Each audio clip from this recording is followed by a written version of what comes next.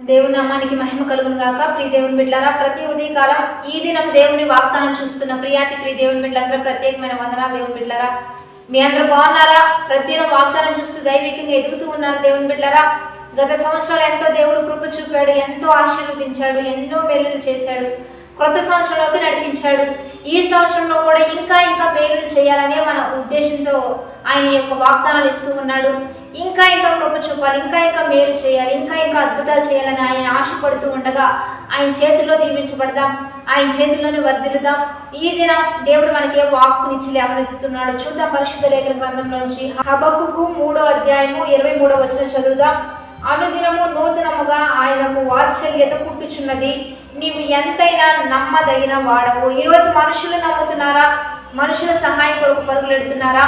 మనుషులు నమ్ముట కంటే, రాజులను ఆశ్రయించడం కంటే యెహోవాను ఆశ్రయించడం మేలండి.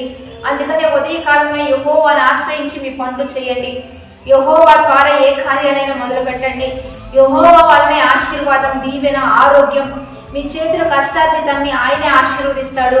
మీ భూఫలములు, మీ పంటలు, మీకున్న వృత్తి వ్యాపారాలు సమస్తం యెహోవా దయ వల్లనే వృద్ధిలోనికి వస్తాయండి. అభివృద్ధిలోనికి దేవుడే నడిపిస్తాడు. ఎందుకంటే ఆయన నమ్మదగిన వాడు. మనమైన విసిగిపోతాం, మనమైన వేసారిపోతాం.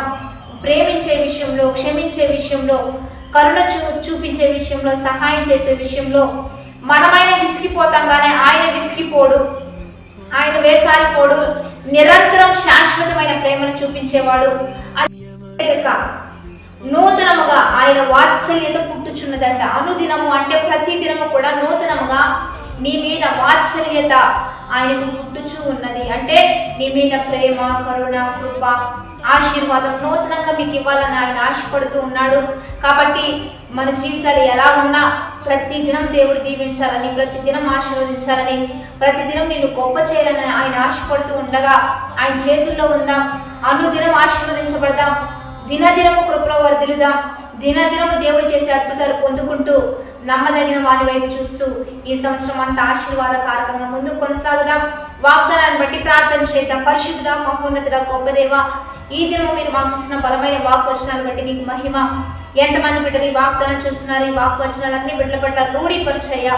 నీవు నమ్మదగిన వారిగా వారి జీవితంలో గొప్పవారిగా మీరు పనిచేయాలి తండ్రి. ఎంతమంది మిమ్మల్ని నమ్ముతూ ఉన్నారో, ఎంతమంది మీ వైపు చూస్తూ ఉన్నారో, ఎంతమంది ప్రభా నీ కృప కొరకు ఎదురు చూస్తూ ఉన్నారో వారి పట్ల విస్తరించండి అయ్యా.